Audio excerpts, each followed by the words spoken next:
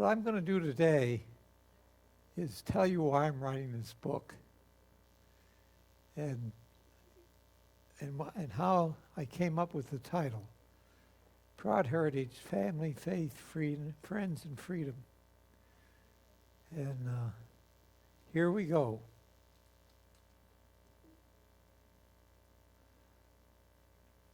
The first thing, obviously, is my autobiography, so I'm going to be talking about genealogy.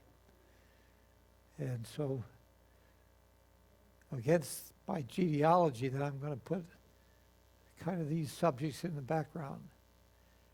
And Lee and I did not talk this morning, before I wrote this last night, but she talked about, in her sermon today, was not wars no more, I call it. The only wars that the Bible says is okay is what Augustine and Hippo called a just war. A just war would have been like what we went through in World War II, where Hitler was persecuting the religious people. So that's the only war that, if you're a Christian, you should support.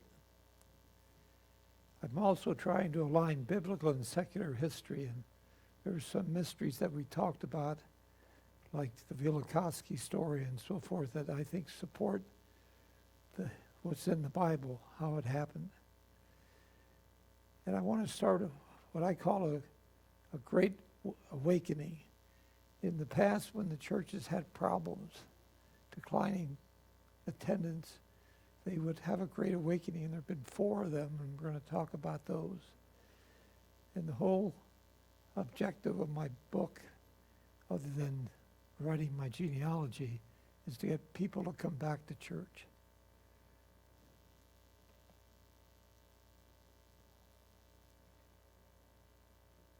Okay, why do I have a proud heritage? I told you, I think already, when I was growing up, my great uncle, who was Elmer Leibensperger, had written the history of the Leibenspergers in America.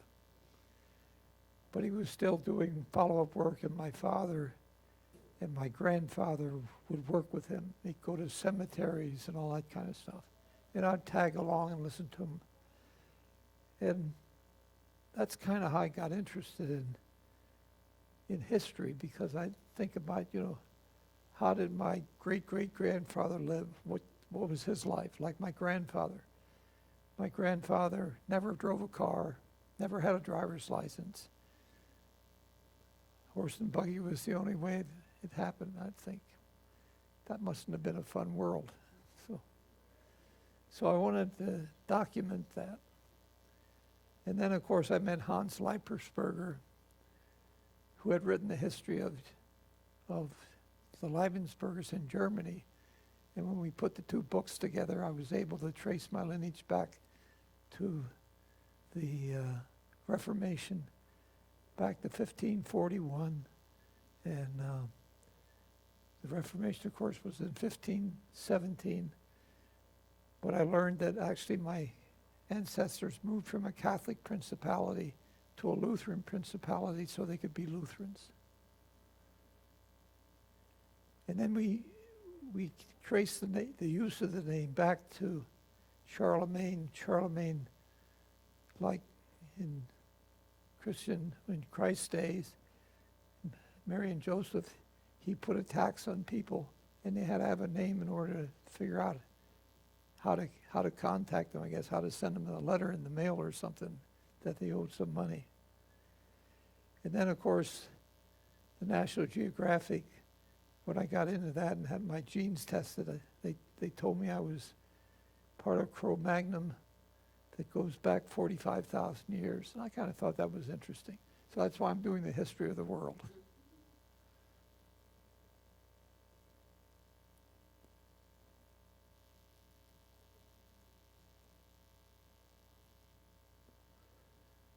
And here's just the documentation of that.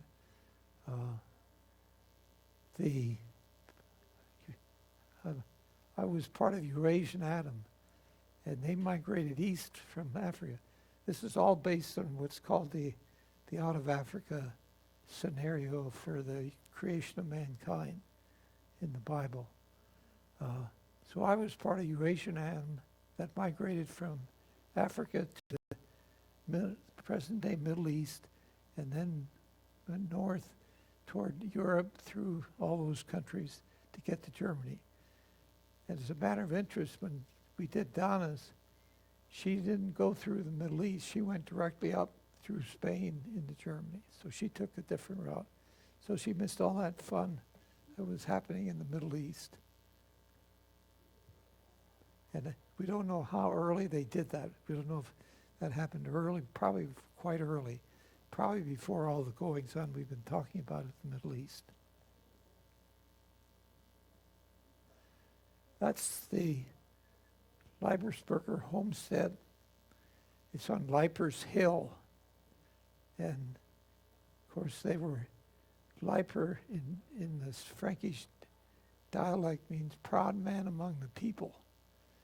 So when he required that they take a name, they said, well, we live on Leipers Hill. That's where we live, so we're Leibersburgers. Now this house was given to me by Hans, because after I found Hans, I would visit him almost every year for 20, 30 years. And we had a lot of talk about the Leibersburgers in Germany. This house was probably built sometime around the 1600s. And unfortunately was torn down by the time I got to Leipers Hill. But he still had a picture of it. It was torn down after World War II, shortly after World War II. The interesting things, the Germans originally lived in what they called longhouses.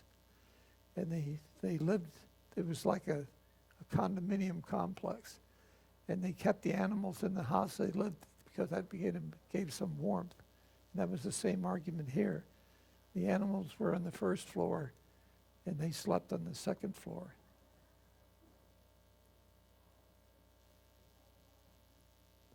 Okay.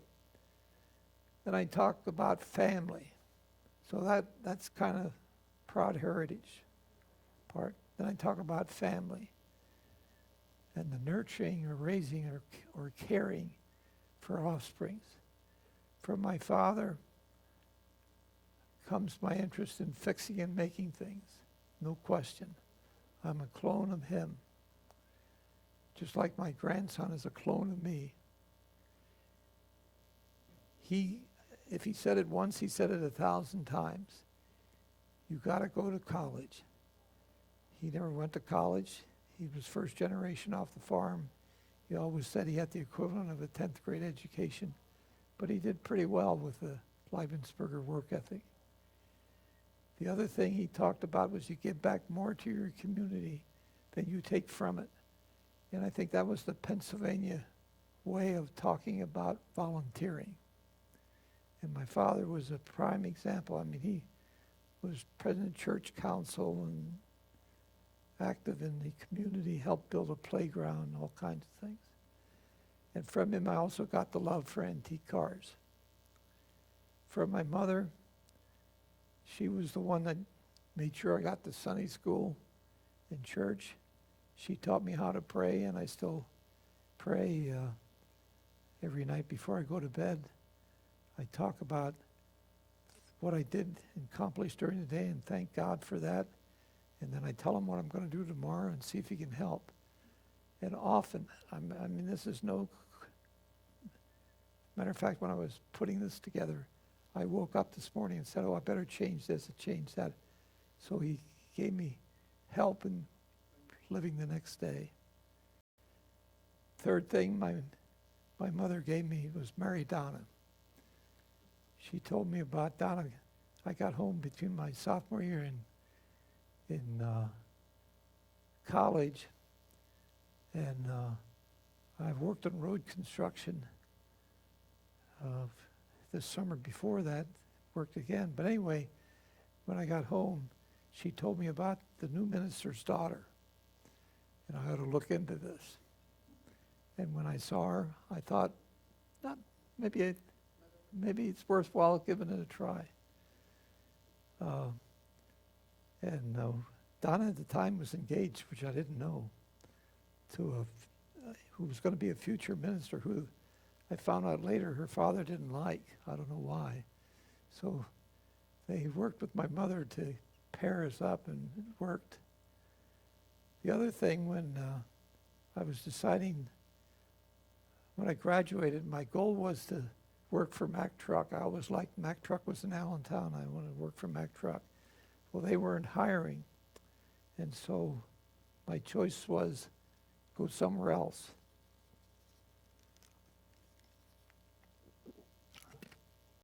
My father, of the job offers I had, felt Timken was my best choice, and so that's kind of where I decided to go. I think my mother was concerned about how I would survive by myself. So our plan was to get married, but when I graduated from college, but I didn't know if Donna would really like to go with me but my mother said, well, ask her, marry her. And that's how it happened.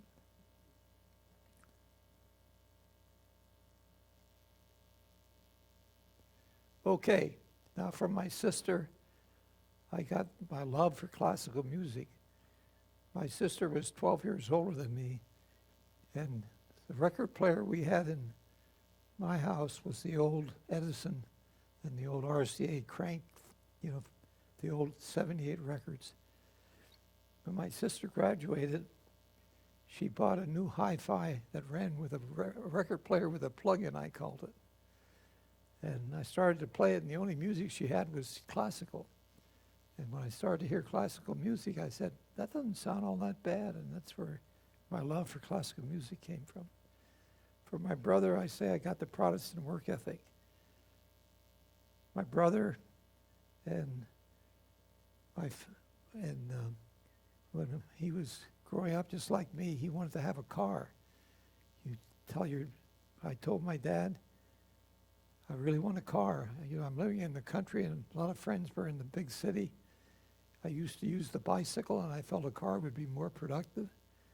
So he said, if you want a car, you gotta earn it. Go to work. My brother did that, and I followed my brother's footsteps, taking over. He was 8 years older than me, so I kind of followed in his footsteps. When he'd stop mowing somebody's lawn, I'd take over. And that's how I say I got from my family. And then from Donna, I say I turned this country nerd into a Renaissance man. When she met me, the only thing that I could think about was fixing things in cars. And she was the one that kind of got me interested in other things in the world.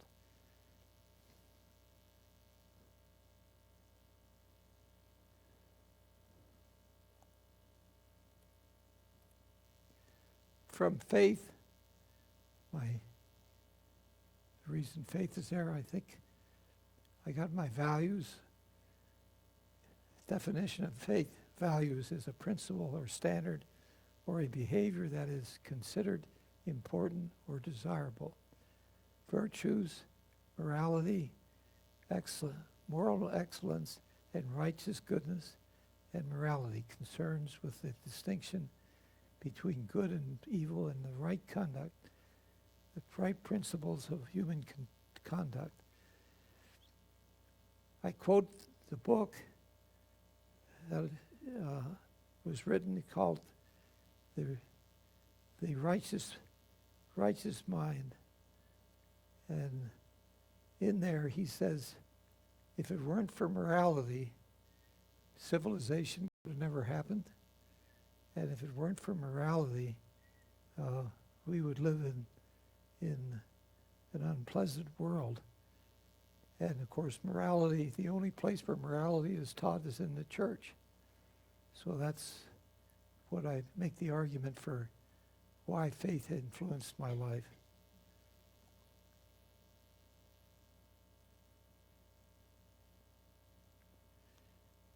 Here I talk, an advanced state of intellectual civilization is an advanced state of intellectual, cultural, and material development in human society, marked by progress in writing and the appearance of a complex political freedom and social institution.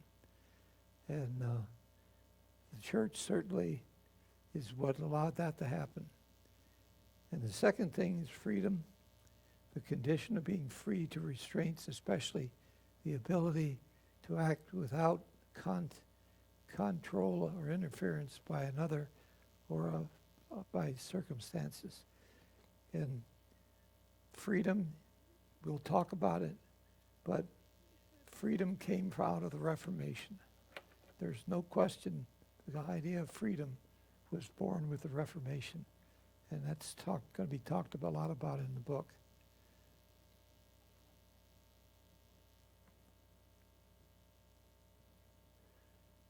And then friends, my church friends, I think it contributed an awful lot to my leadership style at work.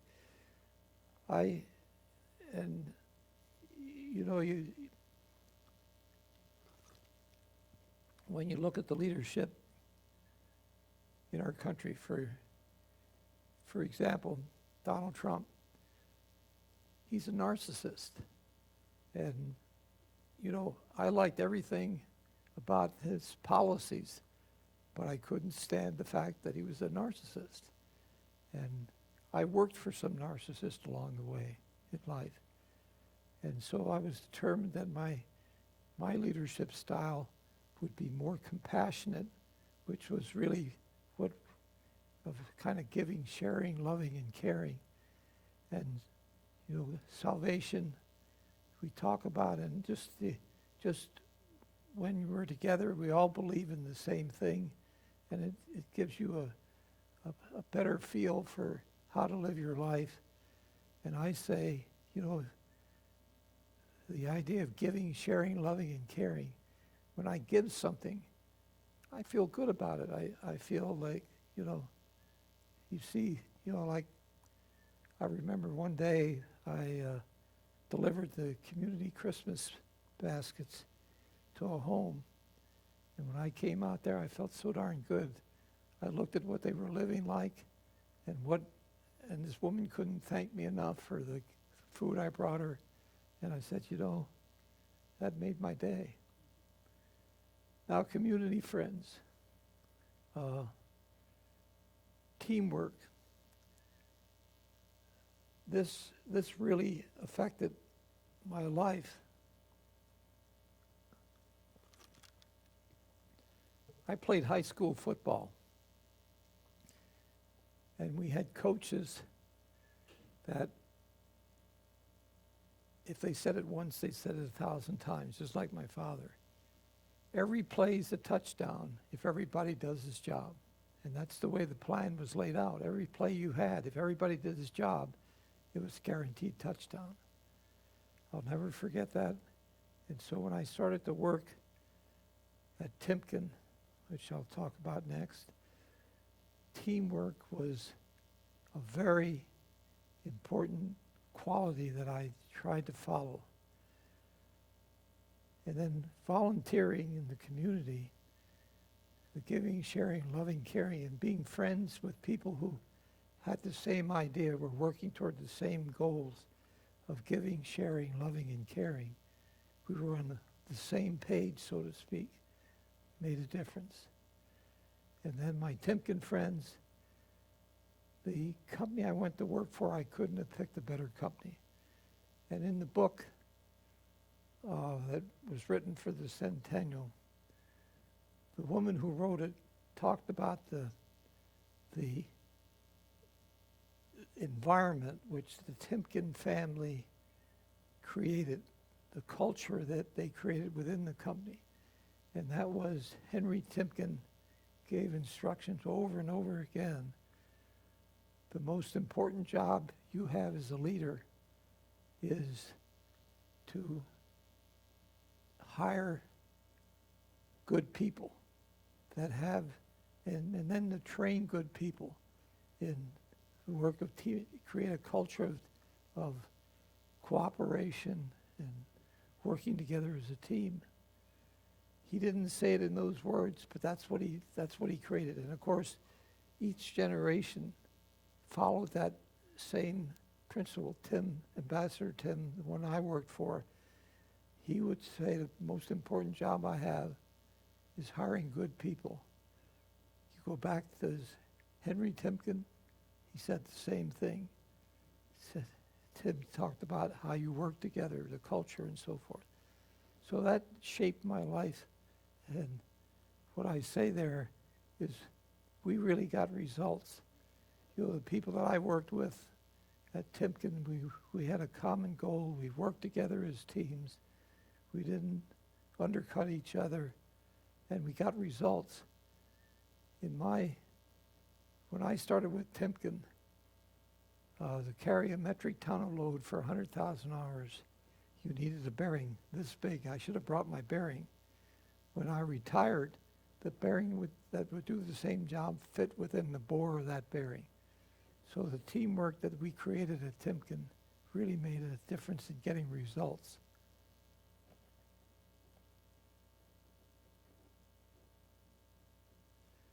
Now,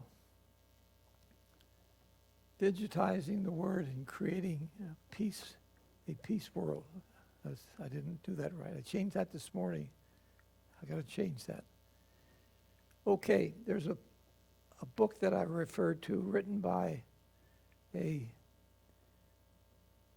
Harvard College professor who is an Afro-American.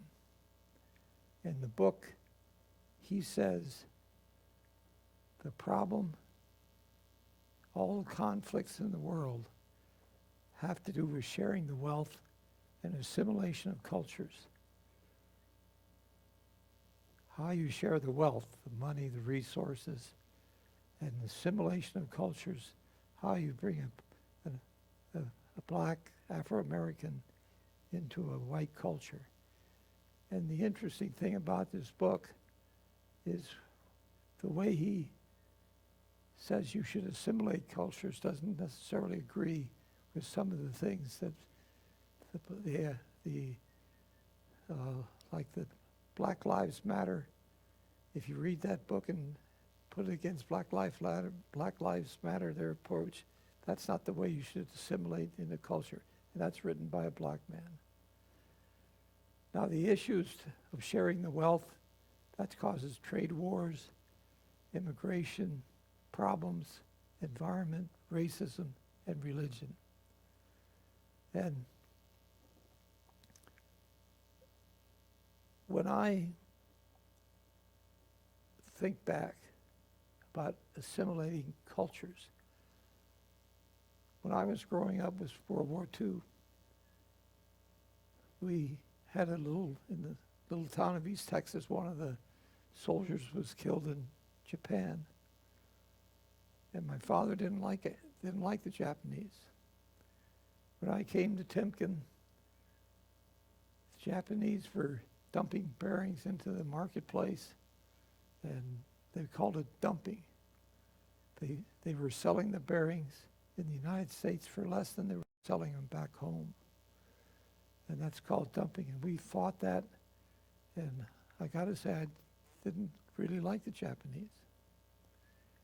When I got my job as head of technology, Tim Timken sat down with me and he said, Bob, you know the problems we have with the Japanese? And they had started to work on Faircrest, planning it, and they found that probably the best place to buy the equipment was going to be in Japan because Americans had fallen behind. You know, after the war, we rebuilt Japan, we rebuilt Germany and Europe.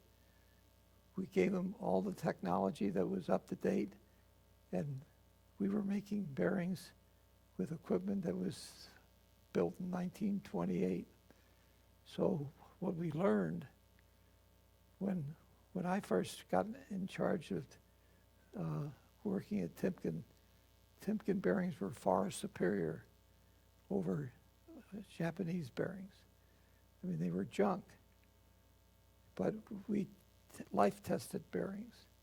And with time, we found them getting better and better and better because the technology we gave them was better than what we were using on stuff we built in 1978 or 1928.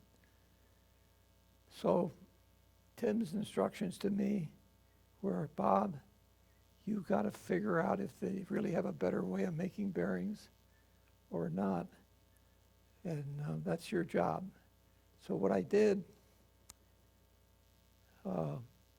we had a gentleman from England that was head of process development. And I brought him in one day and I said, Ray, we got a problem. And I want to give you a new job. And he was like probably 60 years old, and he knew more about bearing making than anybody else in the world. And I found out later we hired a Japanese, a lady from MIT to teach us Japanese culture. And we had her come and teach us how to negotiate and work with the Japanese. So I applied some of that thinking by assigning Ray to this job. I told him what I had in mind. I said, I'm going to make you, he was like general manager of process development, was his title. I'm going to make your title senior scientist, and I want you to go to Japan and find out if they really have better ways of making bearings. He came back and said, after a search, he said, no, they don't have a better way of making bearings. But he came across a Japanese doctor at Tokyo University who was studying the process of grinding and making bearings. How you would grind and how you would put a super finish on the bearings. And he said to me, I think we better work with this guy. His name was Dr. Miyashita. We became the best of friends. You know, the Japanese, if they like you, they smother you with gifts. And I had a tough time keeping up in return, figuring out, after he gave me some things, I had to figure out, what do I give him next? You know? So it's kind of the giving, sharing idea. He came to me one day and he says, I have a PhD student that I think you need to hire. I thought about that and said, that's like leaving the fox in the chicken coop. So I went to Tim, my boss, well, Joe Toot, my direct boss, talked about it, and he said, Bob, you should hire him, but I want you to work with the lawyers and write out a contract that if he ever leaves the Timken company, he can't work for another Japanese bearing company. So I got a pamphlet that big, book. So on my next visit, and actually we had actually brought him here and interviewed him and showed him around town. And anyway, he ended up coming to work for us, but when I sat down with him, I was thinking, how am I going to give him this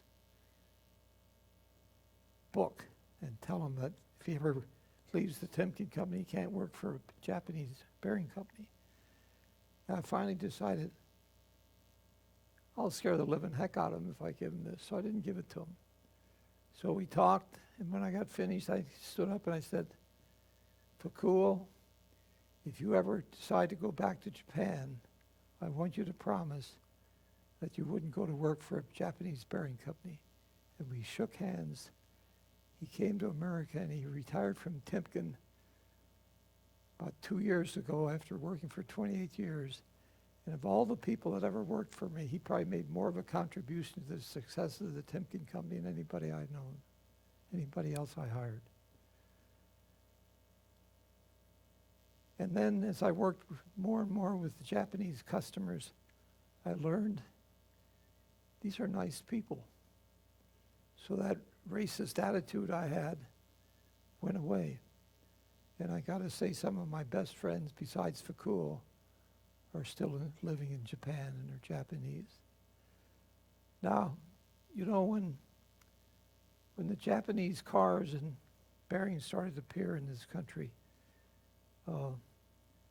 they had kind of junky cars, but like with bearings, they started to improve them.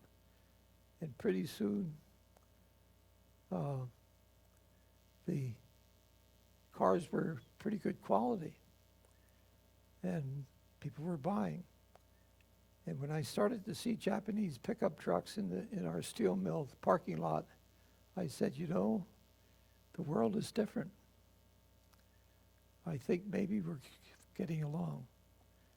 And the final scenario to this thing was when, and there's another story, I won't get in it, but I'll just give you a highlight.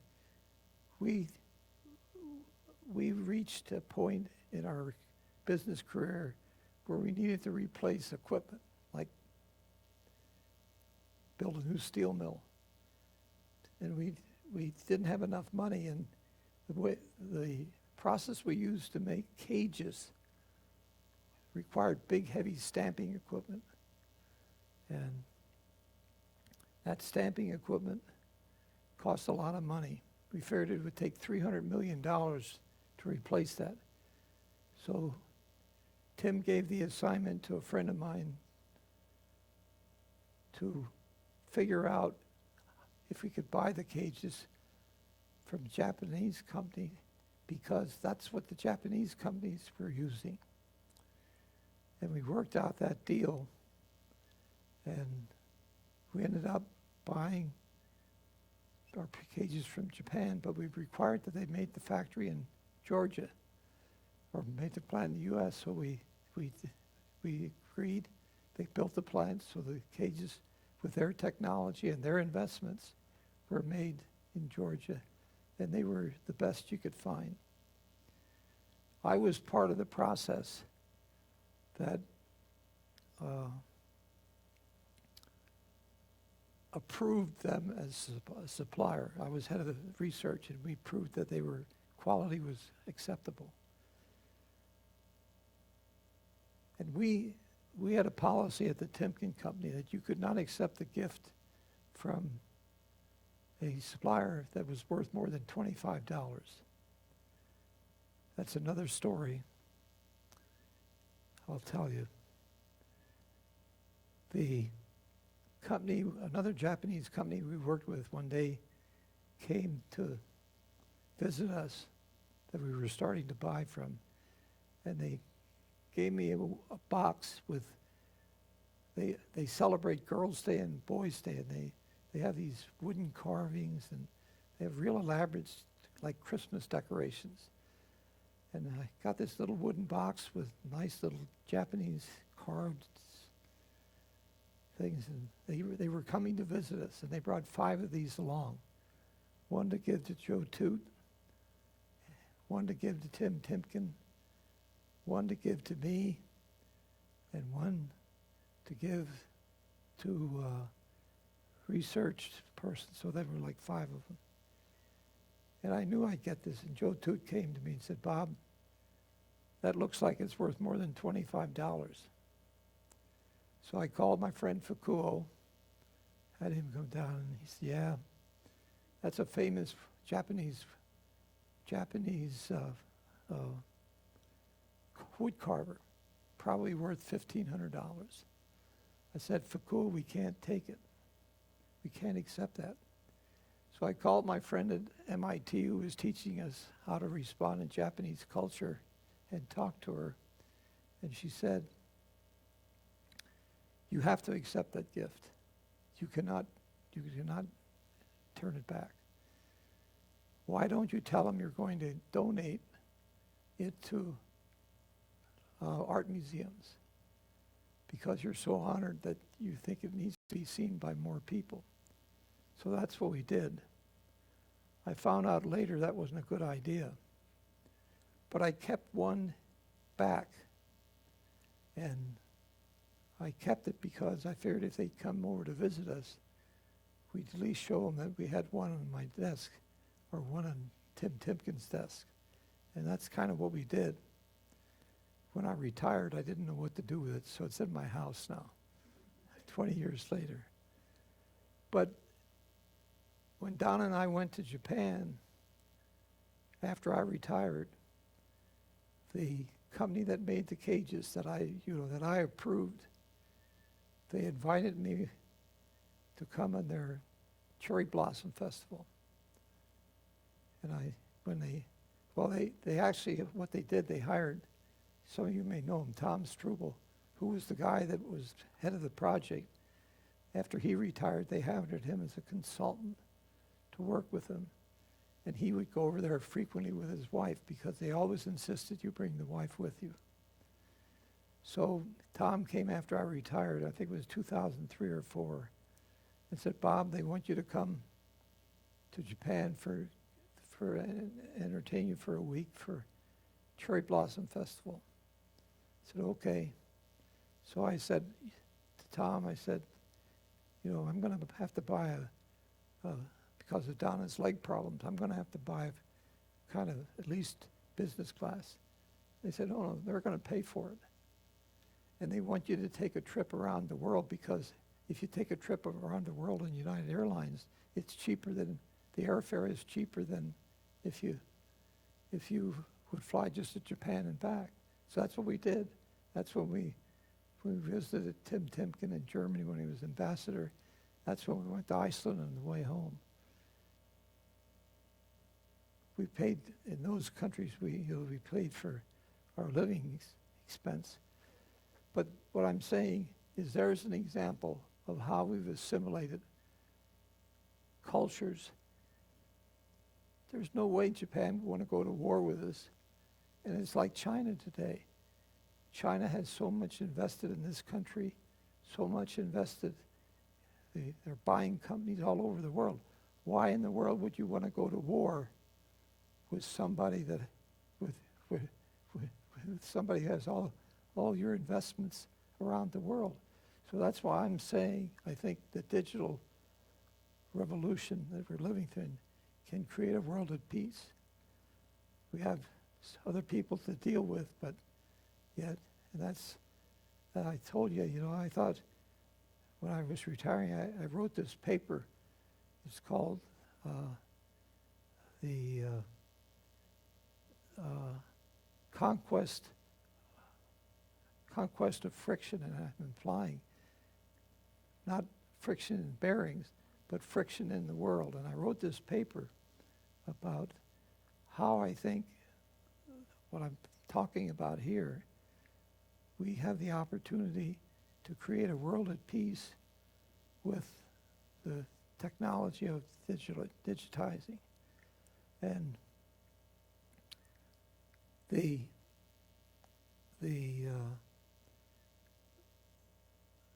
creating this world, I think, will be relatively easy, but what happened, I thought would be relatively easy, but then this was before 9/11, and then 9/11 came, and I said, oh my gosh, religious wars. Forgot all about that. Not a trade war. And that's what I'm saying. That's why I think there's the case for Christianity, because Christianity is the only religion that gives, loves, and shares all the rest of them. Buddhism, Hinduism, it's a religion that focuses on self-improvement, not a religion that gives, shares, loves, and cares.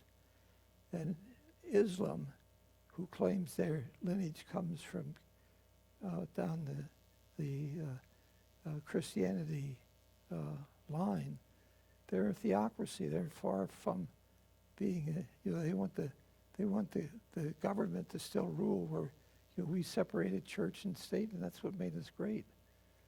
And then we have the atheists. They came out of the what I call the ism generation after the Reformation. There was the Enlightenment, where you had all these people writing about communism and socialism and all that. They disbelieve that, or deny that there's an existence for God. And I want to show them that there is a God. My proof that I talked about, the fact that someone who can create something from nothing, got to be something like a God. And I don't care. Now the problem they have, the what they call the church fathers, the prophets that started with Augustine and went up into the Renaissance period in Europe, they were trying to prove the existence of God. And by proving the existence of God, they're meaning physically. They want to see a person that looks like us sitting somewhere ruling this place. And I contend that's not what it's going to be. And that's what the agnostics, they say it's impossible to know whether there is a God. And I kind of agree with them. So I'm considering myself maybe a Christian agnostic. And I'll tell you why I believe that.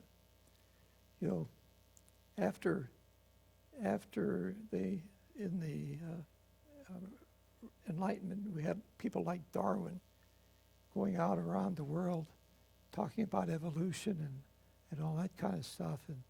And people started to question religion, but evolution, God invented evolution. I mean, we came from caveman to where we are today. That's evolution.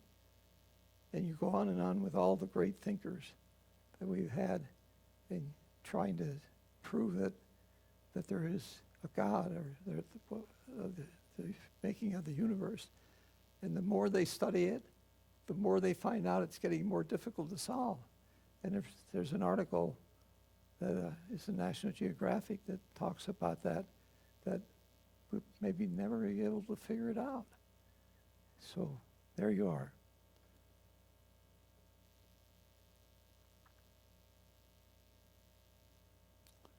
Here's what I was talking about already.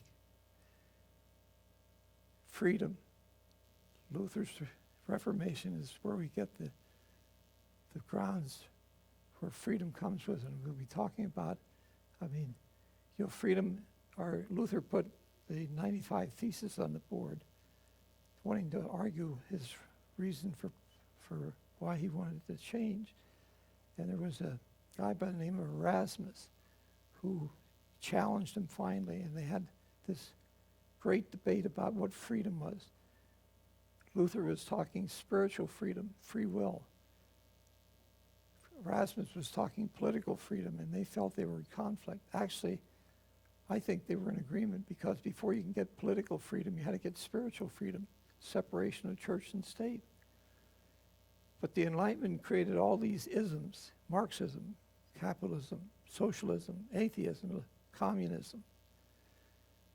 But I contend that we got freedom, and that's what created the entrepreneurial spirit. The separation of church and state was what caused the church, the Christian church, to prosper. And as you know, a guy by the name of Max,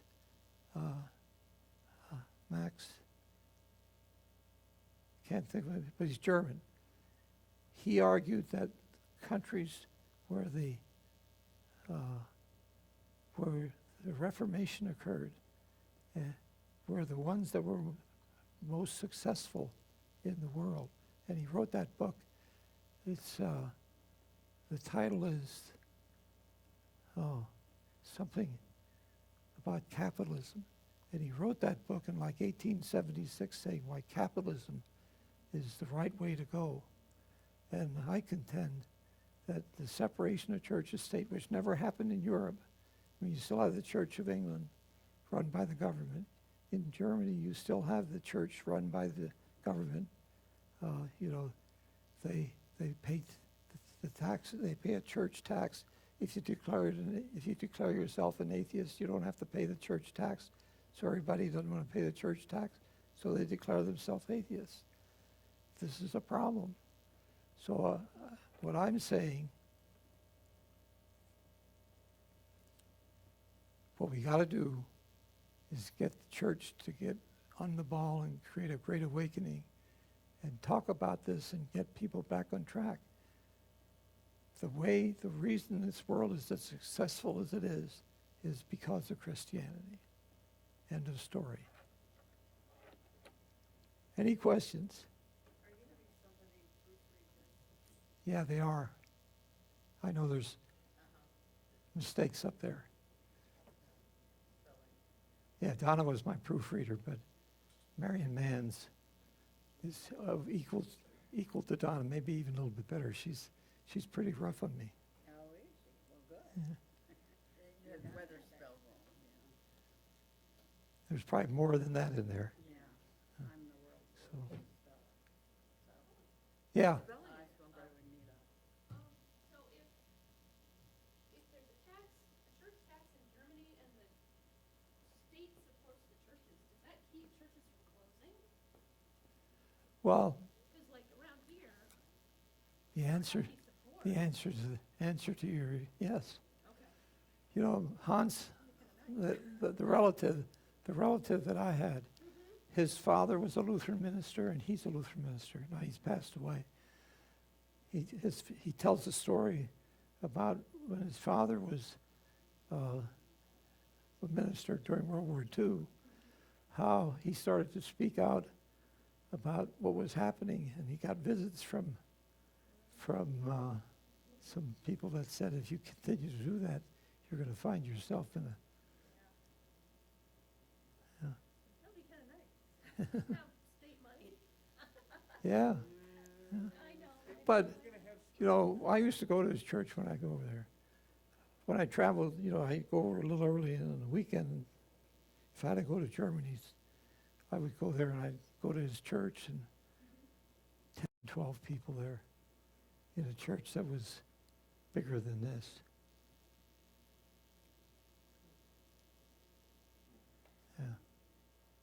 So Bob, you said the carvings, it was a bad idea to send those off to museums. Why was that?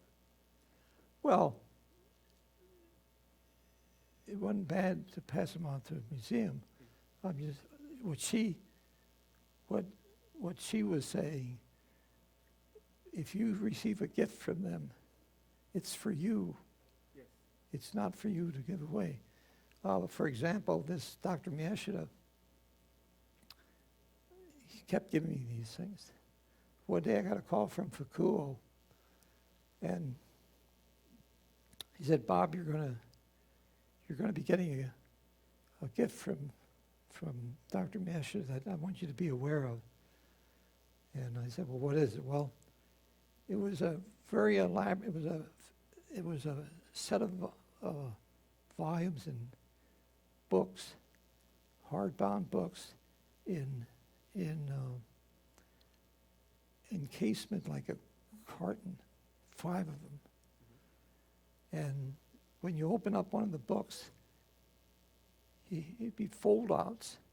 And this guy was a famous landscape artist. So it turned out that Dr. Miyashita's sister was the secretary to this guy, and she got, like, probably, the guy had died 20 years ago, but she got, when he died, one of these encasements, one of these books, and that's what Dr. Miyashita decided I should have. So I kept them faithfully, as long as he was alive. And when he passed away, I said, I showed it to the art museum here in Canton. I said, when I'd like to give these books away. And they said, well, I don't think we should have them. I think you should give them to a library where they have Japanese culture, And it turns out Cleveland has probably one of the best Japanese museums and art museums in the country. So I called them up and told them what I had, and they said, we'd love to have them. So Fuku and I went up and gave them to them about a year ago, and they just thought it was the most wonderful thing. But they were appraised at like $15,000. Yeah. So you sort of have to keep it in your office at work. Right. Because, Yeah. yeah, So, because you don't have much choice. right. So, but what I'm saying is, I think Japan is a good example of how we've assimilated ourselves. Connected. They're part of us. And that's, I told him, you missed the beginning. I said, you and I did not talk about wars are not good to have. I'd like a copy of your sermon. I want to check that out. Okay, other questions? Okay.